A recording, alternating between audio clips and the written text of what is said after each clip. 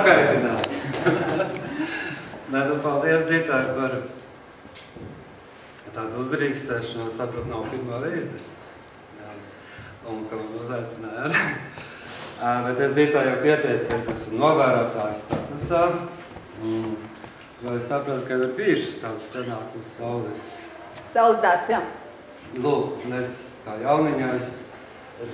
Tas viss, ko to sirds orientācija, tas ir ļoti vajadzīgs, tas ir priekšnoteikums, lai vispār kaut kas sāktos. Un es piekrītu ar to orientāciju uz tādu mīlestību.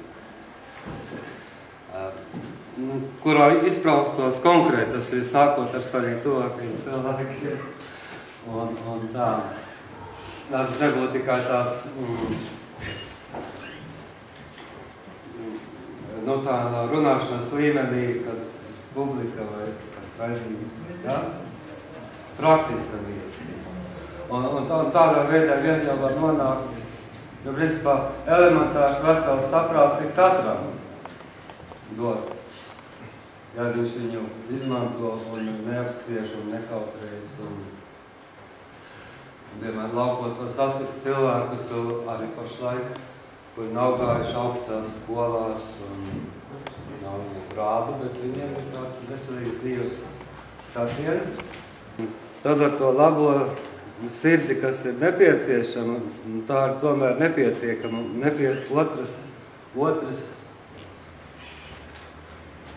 instruments, kas nepieciešams, ir kaut kāda izpratne. Mēs pašlaik esam globalizācijas laikmetā, vai tas jūg, vai kaut kā transformēsies savādākās formās, ko mēs nezinām, un tas atkarīgs arī no mums. Bet ir svarīgi izprast, kāpēc tas ir tā, nevis tā dzīvot no rokas rokē, vai rēģēt uz kaut kādiem impulsiem, uz kaut kādiem saukļiem, kaut kādu ekspertu ieteikumiem. Viens mums tagad ir tāds, tas tirgus ir aizgājis līdz galējībai, varētu teikt, ka ir pirkts un pārdots viss, tā skaitā cilvēku uzticība. Un diemžēl mēs nevaram vairāk tikai kaut kādus deputātus vai ministrus. Tas faktiski ir visu sabiedrību pārņēmis. Ir mums tās kritikas, tur tāds, un tie tur tikai par savu kabatu domā. Bet reāli tie cilvēki ar ikdienā dara apmēram to pašu, varbūt tie mērogi nav tie, bet viņi tāpat to savu tuvāko gatavi pagriezt un kaut kādu izdevību izmantot, kaut kādu ātrāku ceļu skriet. Un faktiski tas viss izvērties tādā veidā, ka pašlaik šo laikmetu sauc par atkarīgu laikmetu. Parasti par atkarībām runā, atkarības no alkohola un narkotikām, cigaretēm.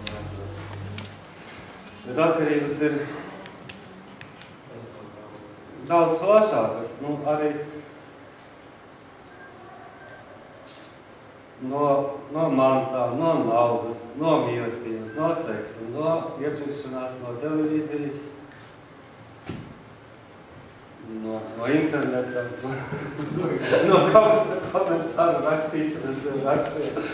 Un tas ir fantastiski, ka dzīves daļa cilvēki pavada tādās aktivitātēs, kurām principā nav nekādas nozīmes. Viņš vienkārši pats sevi izpumpē un citiem atņem enerģiju. Un viņš ir niknas un pilns ar negatīvām emocijām. Un tāda produktīva rezultāta no tā nav. Un līdz ar to caur tām visām atkarībām ir kā kaut kā cilvēks slazdā iekļūst. Viņam gribas tur kaut kādu jaunākas paudzes datoru, kad viņš viņu paņem uz kredītu, viņš jau vairs nav jaunākās paudzes dators. Un viņš skatās to televizoru, viņam iegalvo, ka viņš nav pilnīgs, un ka viņš pilnīgs būs, ka viņš dabūs to modeli vai vēl kādu, jā. Un tad tiem bērniem to pašu. Un tad tie bērni dzīvos tā tehnoloģijām un izšķieš to laiku, pa kuru viņi varētu apgūt to pasauli un dzīvi.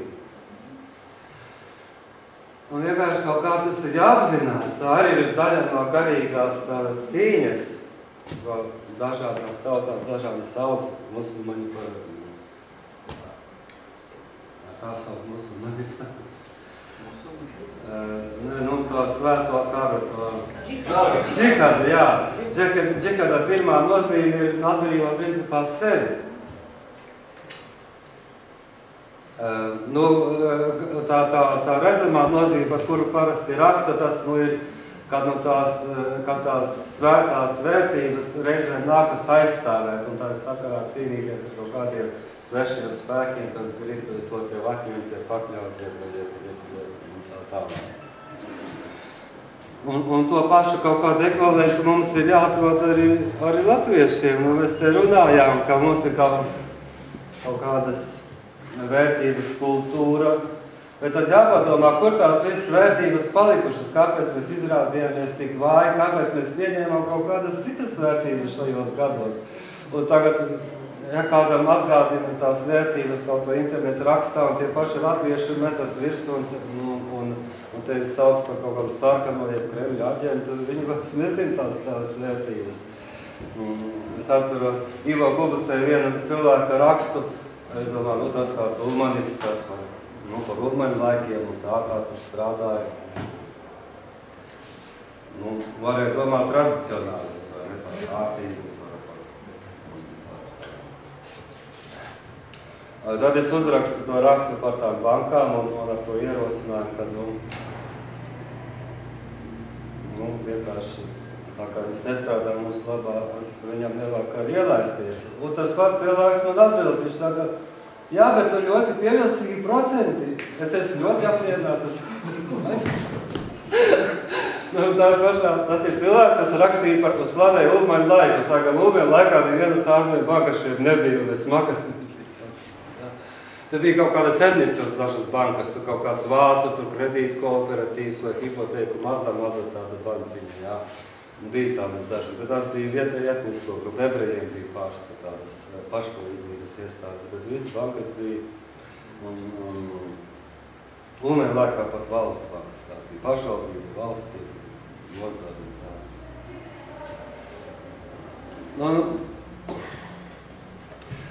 Vienkārši kaut kā. Un tā var atrast arī iemeslu, jo vismaz ideoloģiskā laukā šos gadus, 20 ir pagājuši kaut mūsu atmodas un revolūcijām,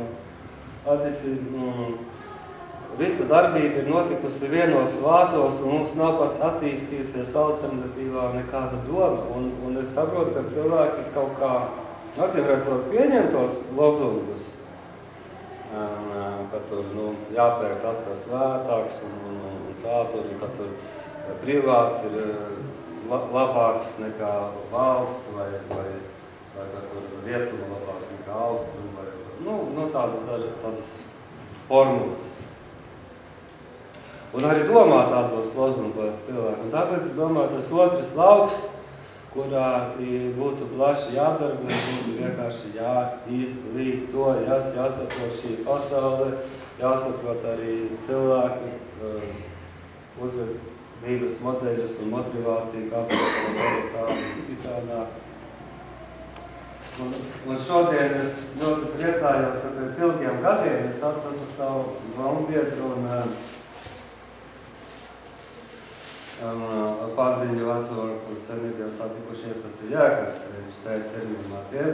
Viņš ir sen pensijā, viņš kādreiz aviācijā lidojot un par tām lietām arī interesējas.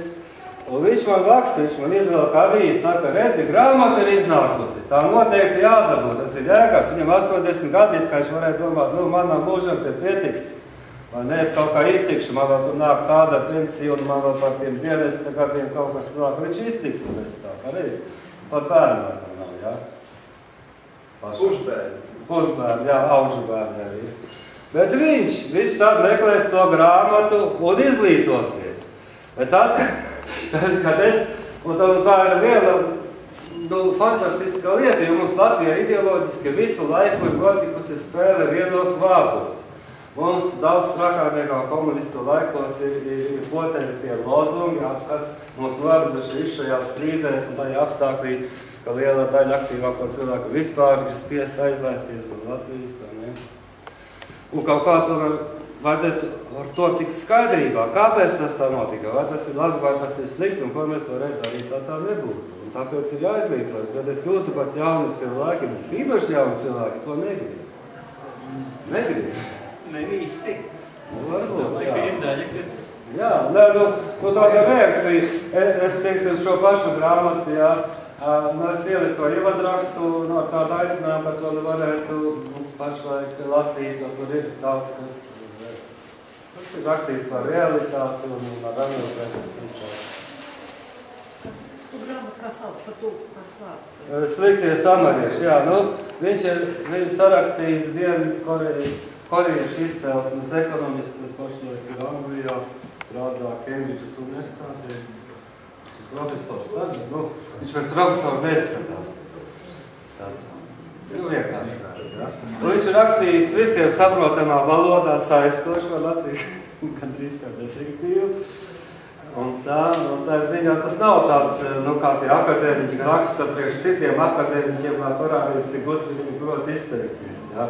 Un cik viņam tur atsauču katrai lapusē un tā tālāk. Tas nav tādā garlaicīga grāmata, lai viņi ir par saimniecību, par ekonomiku. Un tad, vienkārši cilvēki to pašu ideju aprē, viņi meklē visādus iemeslus, kāpēc noteikti nevajag. Tur, sākot ar to, kāpēc viņš nebrauc uz Ziemeļkoreju dzīvot? Un ko viņš var zināt par Latviju, ja viņš ir korejietis? Tādas reakcijas, tā vietā, jo viņa ir viena no nedaudzām. Mums vēl ir Emīla Jakrina grāmata ekonomiskais patriotisms, kas ir ar to un ar visu. Mums ir Žozefa Stiglica grāmata izdota viena. Burtiski uz vienas rokas pirkstēm saskaitāmas grāmatas, kas par saimnieciskām lietām vispār raksta kaut ko, kas atšķiras no tā, kas mums 20 gadus bovēts. Bet tā ir iespēja. Tas nozīmē, tas būtu pirmās plaisas tajā ideoloģiskā monopolā, kurā mēs esam dzīvojuši. Diemžēl, es televīziju nestos, varbūt tāpēc esmu paglābts no tā visa, bet acīm redzot, tas cilvēkiem pielīg. Viņi paliek ciniski. Un tie, kas aizbrauc, viņi domā, tie, kas palika, ir muļķi, idioti, viņi te vergo. Es tur saņēmu un tā, bet viņš nesaprot, ar ko viņš tas zaudējis. Un kā principā tas tā bija ieplānots. Ir ieplānots tā Latvijas teritoriju atbrīvot, ir ieplānots to demogrāfiju negatīvu pataisīt. Jo 90. gados tieši tā politiķi tiešā tekstā teica, Latvija pasaules apritē ienāks ar savu lēto darba spēku. Un Eiropa tagad, tagad es stāstu, tas bija citādi beigas. To lozungu skandināju gandrīz katru nedēļu, un es brīnījos, kāpēc cilvēki nerēģē, man viņš tikai šausmīgs.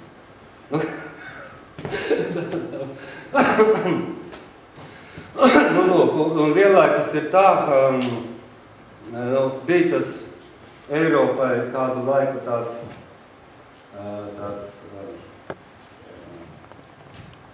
enerģijas pārpilnības laikmets, kad bija liela dzimstība un kad viņiem tur šauri kļuva dzīvotajās Anglijās, Vācijās, Francijās, un viņi vienkārši sāka kolonizēt pasauli. Bet tās laikmets ir beidzies. Eiropa, baltā rasa izmirst kā tāda. Un tas tā bija ieplānots, ka šos arī būs tos baltos cilvēkus, tagad to jauniešus dabūt uz to Eiropas Savienību, jo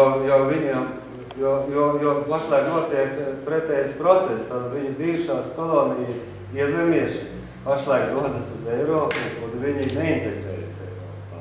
Viņi dzīvo savās kopienās pēc saviem principiem, viņi ir lielas ģimenes, viņi nav degradējušies, un viņi vienkārši bez kara to Eiropu okupēs. Un tāpēc tā rietuma Eiropa daļai ar mūsu starpniecību cenšas to brīdi attālināt. Viņiem labāk tādi balti nēģeri, kas viegli asimilējas. Pat tā pašā Vācijā, ja tā prūšu disciplīna, atkal sakot, tās Eiropas valstis par 2 pasaules kariem vienkārši, es nezinu, pašas sevi iznīcinājušas, un tur vairs nav tā dzīvības iekšā, ja un tie pēdējie uzņēmēji, viņi vairs saviem bērniem nevar atstāt savus uzņēmumus. Viņu bērni vairs negrib strādāt. Vācu uzņēmēji, kas tādi klasiski un strādīgi un punktuāli un efektīvi, ja, viņi vairs nevar atstāt tos uzņēmumus saviem bērniem, viņi meklē, kas turpinās viņu darbu, un tā ir liela problēma. Un to nedarīs ne pakistānieši, ne turki, ne afgāņi, ne mēģeri un sadarbības studēti. Arī dažādas tautas, bet tā principā nedarīs. Tā, bet, vai mēs esam ar mieru sevi upurēt, lai drusku pārliecinātu Rietumu Eiropas agoniju? Manuprāt, viņiem pašiem būtu jādomā, kā to krīzi, kas ir līdzīga tā krīzē, kas ir mums, pārvarēt un savas zemes sakārtot. Šoreiz nevis uz citu rēķina, bet paļaujoties uz saviem resursiem.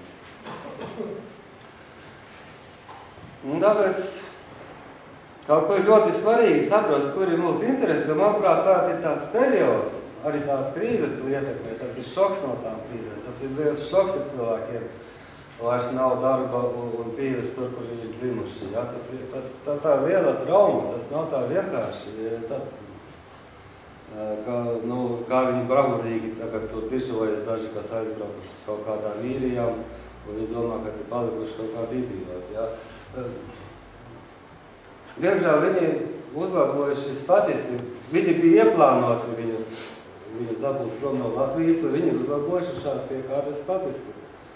Mums tā var teikt, oficiālās bezdarba līmenis 13%, ja, robežās nekas traks. Latgalē 35%. Nekas traks. Faktiski ļoti lielāks, tas ir oficiāli reģistrētos. Tā ir procedūra, lai tu iegūtu bezdarbnieka statusu, tev jāatbilst parametriem. Liela daļa cilvēku vienkārši vairs sen nebrauc uz tām, ja arī viņiem tie termiņi ir pagājuši, un viņi neskaitās statistikā, jā. Un cik mēs varam uzticēties? Bet iedomājies, ja nebūtu šitā ventiļa, kas tos tūkstošu masas tagad pavēr viņiem iespējas braukt uz tām ārzemēm, kas tad būtu? Tomēr būtu spiesti kaut ko darīt, jo tā būtu katastrofa. Ja?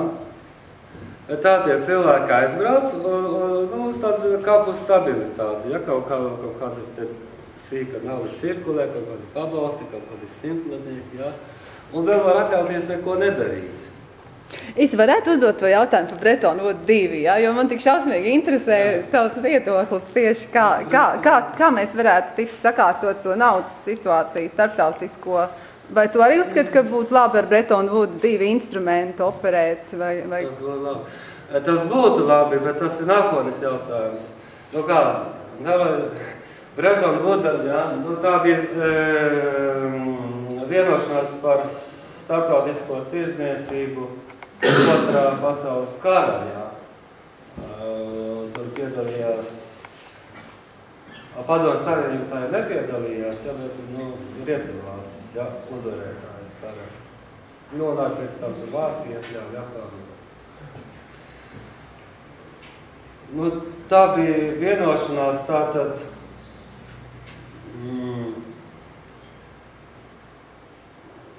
par sadarbību veicinātu tā tirdzniecību un arī, lai viņa būtu taisnīga. Tas ir, toreiz pieņēma to standartu, pēc kā to mērīt. Tas bija, varbūt arī zelta standarts un Amerikā bija lielas zelta rezerves un viņi it kā garantēja, ka katru dolāru var samainīt pret kādu zelta ekvivalentu. Un tad pārējās valūtas pieskaņoja tam zelta standartam, atbilstoši viņu situācijai un attīstības līmenim un bija fiksētie valūtu kursi. Tas ir uzņēmējs neko neriskē, ja viņš ražo, ja rūpnīca, ja viņa kaut ko eksportē, ja importē, viņa varēja rēķināties, ka tā cena vismaz paredzamā tuvākā nākotnē būs stabila. Un otrkārt, tas izslēdz ar to tās spekulācijas uz valūtu kursiem, jo tā ir finanšu sistēma ar vesela armija, ar jauniem cilvēkiem, kas to vien dara, kas tur nopērk tādu valūtu uz kādu brīdi, un pēc tam, un kad šķiet izdevīgi to kaut pārdot, un tā visu laiku viņus tā pelna, ka viņi vienkārši tā manipulē valūtām un citiem vērtspapīriem, ja? Un tā ekonomikas daļa, tā finanšu joma ir nesalīdzināmi lielāka par reālu ekonomiku, tas ir par reāliem pakalpojumiem un reālām precēm. Un tas jau arī ir viens no lielākajiem krīzes cēloņiem. Tā ir laupīšana, tā ir organizētā noziedzība globālā mērogā. Tas viss, protams, turpinās ar tādas narkotiku tirzniecības, cilvēku tirzniecības un ieroču tirzniecības, legālas, nelegālas un tā tālāk. No tā arī dzīvo, ja cilvēki daži, to pieras uzskatīt par to noziedzību, ne? Bet tās ir tikai sīkas straumītes, ja salīdzina ar to globālo to finanšu vērtspapīru tirgu, kur visām tām, kur pat cilvēks vairs nedomā līdz, kur radītas datorprogrammas, kas katrā sekundē 10 000 operāciju veids pēc zināmiem algoritmiem. Ja saprotiet, tā ir parazitāra ekonomika un to rezultātā radītie parādi vienkārši nav samaksājumi ar tiem resursiem, kas uz zemeslodes ir. Bet, pašlaik viņiem šie spekulanti, ja, kas ir kurā citā laikā tiktu smagi sodīti kā liela noziedznieki, viņi pārņēmuši valdības, tā skaitā mūsējo. Es neatbildēs jautājumu. Tātad pirmais, tas ir, mēs ar te mums patīk tur lamāt un vainot un meklēt vainīgos, bet loģiskais solis ir sakārtot sevi. Tātad Latvijā vispirmais loģiskais solis ir Latvijā atgūt tautas suverenitāti, kas ir otrais atvērsmes punkts. Suverenitāte vara Latvijā pieder Latvijas tautai, ja? Pilsoņiem tas runājot. Bet reāli tas tā nav, un mēs redzam, ka mūsu lēmumus pieņem kaut kādas interešu grupu spiediena rezultātā, starptautiski institūcijas spiediena rezultātā ir vesela svarīga likumu nozares un lēmumu nozares, kuras vispār no Briseles diktē, tas starptautiskās valūtas, un tas ir, tauta ir zaudējusi savu suverēno varu. Un ja veidosies kustība, kas to var daudz maz atgūtu, tad mēs varam domāt par savu suverēnu naudas sistēmu un pēc tam ar saviem kaimiņiem, ar saviem sadarbības partneriem arī vienoties par principiem, kā mēs tirgojamies, kā mēs darām. Jo pašlaik ir ar vienu dominē tas dolārs ASV. Faktiski tas ir, viņam piedrukāts ļoti daudz, ja, bet kāpēc? Tad ik pēc laika parādās kaut kur raksti, kas prognozē, ka drīz dolārs sabruks un tā tālāk. Bet ir daži momenti, uz kā viņš turās. Tādā 70. gados, kad bija tā pirmā naftas cenu krīze, Rietumvalstis vienojās ar OPEC valstīm par vienu lietu, ka nafta tiks tirgota tikai dolāros, tie tā saucamie petrodolāri. Tā bija kārtība, kas nomainīja to sākotnējo Bretton-Woods sistēmu, ja, 47. gadā radīto. Tās sabruka un Amerika atteicās no zelta standarta un vairāk negarantēja nekādu zeltu par dolāriem. Un tad, saprotiet, tās dolārs vēl turēsies un tik ilgi, kamēr valstis tirdzniecībā, tātad nafta ir tas pamats produkts, uz kā balstās enerģētika un gāze un tā tālāk, un arī citi resursi. Jo, teiksim, tagad, teiksim, ja mēs gribam nopirkt naftu, mums jāsamaina kaut kur dolāri, jānopelna tirdzniecībā, ja par jāsamaina pēc tiem peldošiem kursiem. un tikai par dolāriem mēs to varam nopirkt, vai ne? Pat no Krievijas runājot, ja? Un līdz ar to rodas pieprasījums pēc dolāriem. Nu, tur vēl tā vienošanās bija vēl sarežģītāka, teiksim, ka tās naftas eksportētā valstis daļu savu ieņēmumu par naftu ieguldīs ASV valsts parādzīmēs, un tā sistēma turās. Un viņa, protams, dolārs sabruks, bet tas notiks tad, kad valstis tirgosies bez dolāra starpniecības, galvenās valstis. Un pirmie soļi jau ir spērti, teiksim, nesen Krievija noslēdz ar Ķīnu līgumu, ka viņi savā starpā tirgojas neizmantojot dolāru. Tas skaitā arī naftu pārdot. Tas bija arī iemesls dažiem konfliktiem. Atceramies, Sadams Huseins izveidoja biržu Irākā, kur naftu tirgoja par eiro. Ar Eiropas valūtu, ja? Un tad sekoja tas iepirkums Irākā. Ne? Irāna pašlaik daļēji savu naftu pārdot par eiro un citām valūtām, jeb bartera līgumiem. Venezuela daļēji pārdot, ja, tāpēc jau nav. Un tās valstis, kuras to mēģina darīt, sakrīt ar to saucamo ļaunu masu, ja, kā Džordžs Bušs teica, ļaunu masu. Viņš jau tur Ziemeļkoreju piestrādājis, bet viņš Ziemeļkoreju neiestiek, ka viņi labi bruņoti. Bet ja tagad mēs dabūsim to pāreju, vai mēs varētu izmantot par naudas pamatu, piemēram, ekoloģiskās pārtikas groziņu? Jā, visus resursus. Kaut kas līdzīgs Austrālijā. Viņai Austrālijas dolārs ir balstīts uz valsts resursiem. Tā skaitā dabas bagātībām, izrakteņiem, infrastruktūras.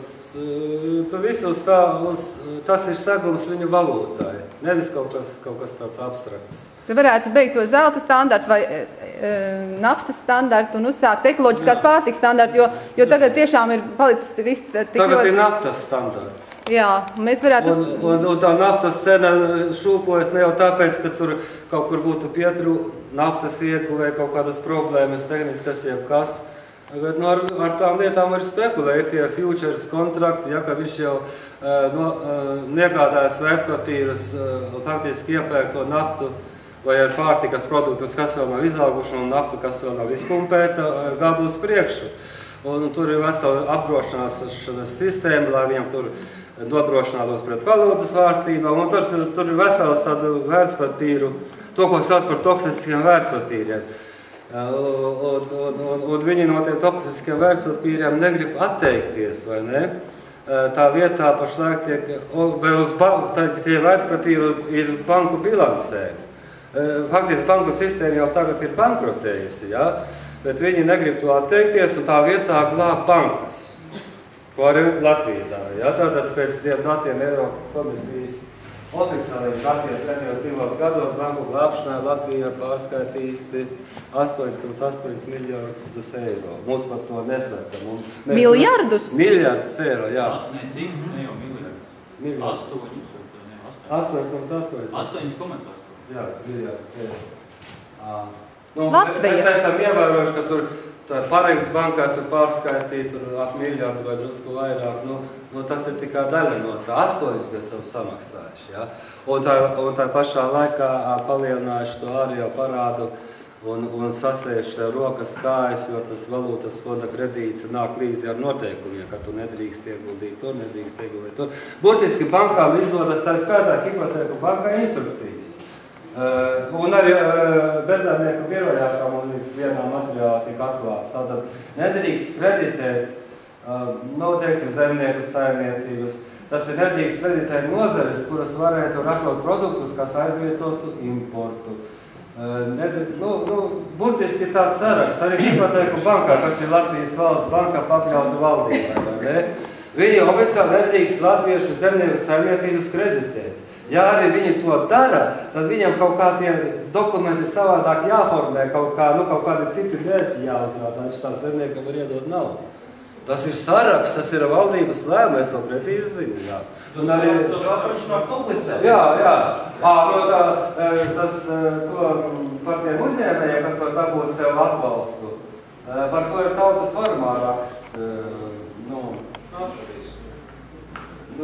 Tas Valters raksts. Un tad grīviņa. Grīviņa raksts, jā, tur visi dokumenti, ko jūs varat aizvīt uz Nodarbinātības biroju paši to iepazīties ar tiem visiem notikumiem, veidlapām. Tātad, lai pēc tās programmas Latvijas uzņēmējs neatkarīgi no tautības dabūtu atbalstu vai kredītu, viņam jāizpilda un jāparaksta vienošanās, ka viņš viņu neizmantos tādiem nolūkiem. Tas nozīmē, tu vari būt kaut kāds starpnieks, lai pumpētu Latvijā vēl kaut kādas patēriņu procesus, bet tu nedrīksti celt Latvijas to reālo ekonomiku. Tas ir aizliegts kategoriski.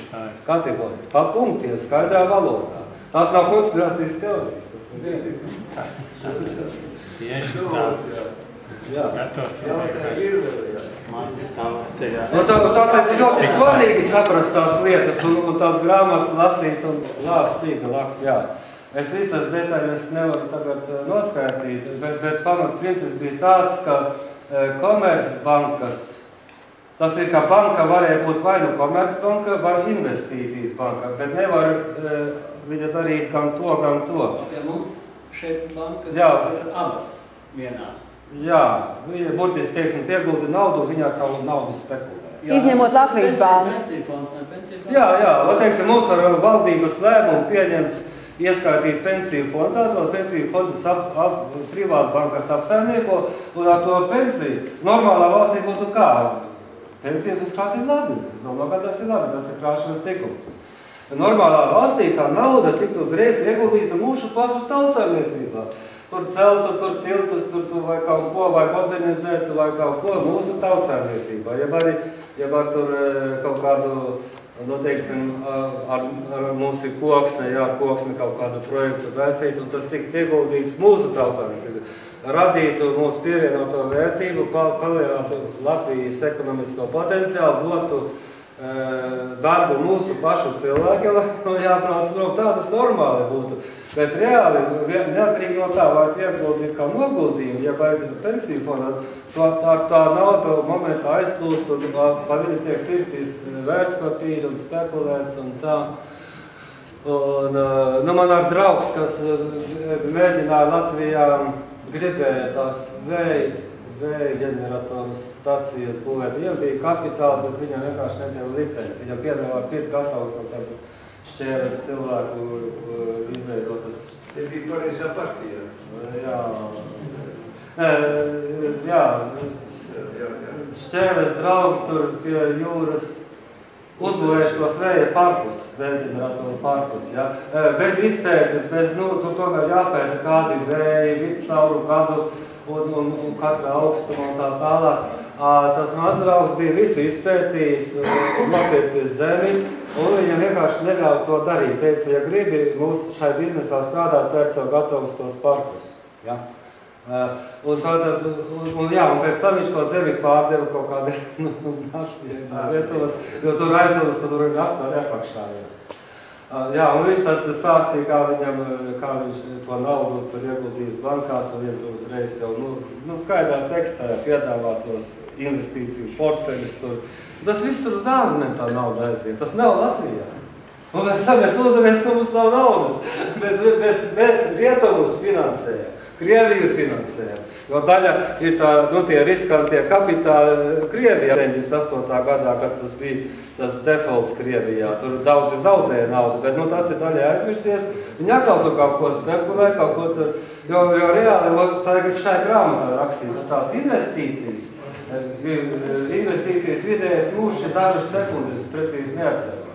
Tas ir viņai tur ieskrien, viņi atkal kaut kur tur apvienojas, pārkombina, atkal pārdot, un tā viņas skraida pa visu pasauli. Ja viņām ļaus skraidīt. Kura valsts atver savus finanšu tirgus, viņi ir pakļauti tam riskam, kā ar viņu viss var notikt. Tāpat kā Soros, teiksim, viņš visu Anglijas valūtu, lielas valūtu varēja devalvēt viens pats. Varbūt viņam kapitāli tur aizdeva. Faktiski tāda notiek vēl tā naked short selling, tas ir tev par nevajag kapitāli. Ja tu iet tajā sistēmā, tu vienkārši gan visus goda vārdu, faktiski tu nenopēc, bet skaitās, ka tu nopēc. Un pēc tam tu pret viņu spekulē, kad tev īstā vērtība, tu atkal pārdod un tā vien pelni. Šitās operācijas notiek, jā. tā paļaušanās uz ārvalstu investīcijām tā lielāka muļķība, bet mums to dzied visus šos gadus.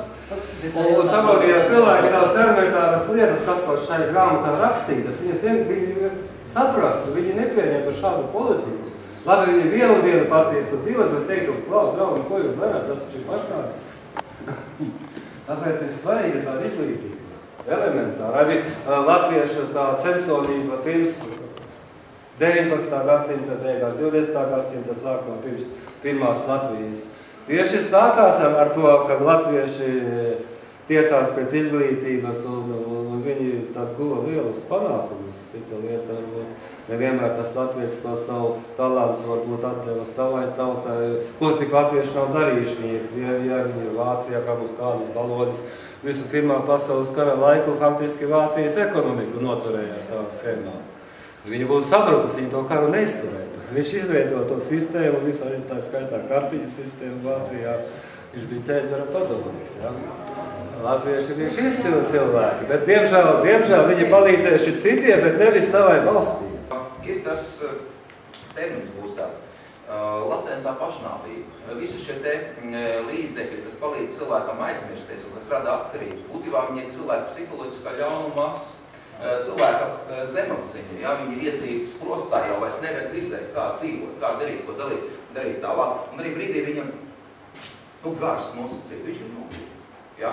Un tad cilvēks pīpē, dzer, sēž internetā, jebkur, kur gars var aizmirst. Visa šī tur ir gan ieroči, gan narkotikas, gan televīzija, un ap to griežās visa pasaules finanšu sistēma. Pasaules finanšu sistēma griežās ap latento pašnāvnieku apkalpošanu. Ieroči, narkotikas, televīzija, cigaretes, alkohols. Būtībā mēs tiekam programmēti šo te nāvi, kur mūsu apziņa negrib pieņemt.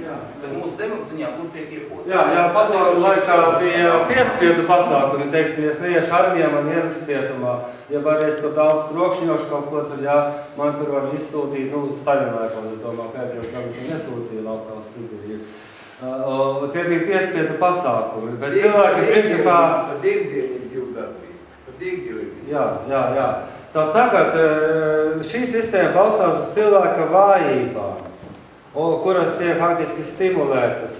Arī caur to, ko mēs redzam, caur to visu patēriņu kultu, caur to televīzijā, ko tur rāda un visu. Un cilvēki paši skrien pēc tā, teiksim, jā, un visā, tas svarīgi ir kaut kādīgi, redziet, tā daudz cilvēki saka maz laika, un tā arī ir, viņi strādā 2-3 darbos, un viņi savus bērnus neredz, un viņam var nav laika apstāties un pabūt vienatnē un pārdomāt savu dzīvi. Es pazīstu daudzus savus cilvēkus, kas ir brīnišķīgi cilvēki. Pēc būtības labi cilvēki, kas ļoti strādīgi un efektīvi, bet viņam tas ir tāds vāveres ritenis. Viņam nav laika apstāties un pārdomāt, ko es daru un uz kurieni mēs tā ar to visu ejam, uz kuries personīgai un uz kurieni mēs ejam visi kopā. Tāpēc, vajadzīga tā sevis izmeklēšana, vienalga kādā tradīcijā tas būtu un savu dzīvi ir jāpārdomā Un jāatrod laiks, lai piedalītos mūsu institūtā. Jā. Un mums tagad ir vienots mērķis. Ko tu par to saki? Es nezinu, es neesmu tam. Pieslēdzies īsti, ja? Es aizmirstu, ko es gribēju teikt. Ļoti liels mazākums var uzspiest vairākumam, ja viņš ir aktīvs kādā. Kaut kādas idejas, ka vajag tā, teiksim, ka galvenais ir atbūt tur kaut kādas īpašumus, tur likumīgos, ja kaut ko tādu. Un tad es galu galā, jā, pilsoņu kongresam bija avīze pilsonis, bet viņa dažām iemeslu dēļ patiesi bija bankrotējis. Un vairs tad neviens ar nevēlējās ar viņu grāmēties īpaši. Un tad mēs tur tā parunājam, tā kā es biju sācis rakstīt, es saku, es nekad neko tādu neesmu darījis, kā par redaktoru strādājis. Es pēc izglītības ķīmiķis, jā. Un es piekrītu, saku, ja viena labāka nav okēta, es ņemos, jā. Bet man bija tāda sajūta, ka tas īsti nav tas pareizi, ko mēs īsti darām, jā. Tur Tādā rutīnā bija iesākusies, un mēs tā bijām diezgan no realitātes atrāvušies. Katram vajag kaut kādīgi to, ko tu dari, kaut kur salīdzināt, un sev pajautāt, ir cilvēkam tas iekšējais komposts, tās sirdsapziņa, vai tas īsti ir pareizi, kā es to daru, un tā pamazām. Tā ir tā galējā dimensija, kas noteikti ir vajadzīga, to, ko tu par sirdi runā, vai ne? Tas ir noteikti vajadzīgs, un tāpēc tas ir vērts rīkot tādus pasākumus, kur par to runāt un pievērst tam uzmanību. Bet galvenais ir izveidot organizāciju, kur visi varēs salikt savu kompetenci un salikt kopā. Organizācija, tur ir vienā sistēma. Dievs cilvēkam devis sirdi vai to sirdsapziņu, bet Dievs cilvēkam ar devis saprātu. Tas arī jāizmanto. Kur ir organizācijas, tur ir racionāls elements un tur vajadzīgas organizatoras spējas, tur vajadzīgas arī oratoras spējas. Daudz organizatoras spējas. Jā, un vajadzīgs arī, lai organizācija būtu līmenī, ir nepieciešama tā izpratne, un līdz ar to ir nepieciešama izglītošanās. Viss tas ir vajadzīgs. Lai tas mums izdodās. Mums ir vēl 2 runātāji, mums vēl ir dziedātāji. Milzīgs paldies, Jānis Kučinskis!